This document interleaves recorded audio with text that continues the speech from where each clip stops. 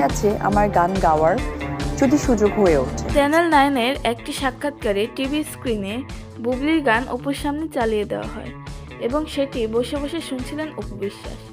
অপুকে বলা হয় বুবলি এত ভালো গান গাইতে পারে, আপনারও কি এমন দক্ষতা আছে? আমার কাছে অফার এসেছে, কিন্তু যারা অ্যাকচুয়ালি গান গায় বা যে নায়িকাদেরকে আমরা দেখেছি, এটা না গান গাওয়াটা না আসলে ভালো লাগে বিষয়। এটা তাদের একটা অন্য ধরনের বুদ্ধিমানের পরিচয় দেওয়া এবং অন্য ধরনের একটা ট্যালেন্ট। শাকিব খান আপনাকে ঠকিয়ে বুবলিকে বিয়ে করেছিল, সেই শাকিব খানকে আপনি ক্ষমা করে আবার তার সাথে সংসার করছেন, আপনার মনে হয় না সে আপনাকে আবারও ঠকাতে পারে? এর উত্তরে অপু বলে, সে আমার আপন মানুষ, আমার ভালোবাসার মানুষটার ভালোই আমি চাই, একজন ঘরের মানুষ হয়ে আমার উচিত তাকে সাপোর্ট করা। ডিসিশনটা টাফ বলবো না, কারণ ডিসিশনটা অ্যাকচুয়ালি মানুষের ভালোবাসা থেকে আসে।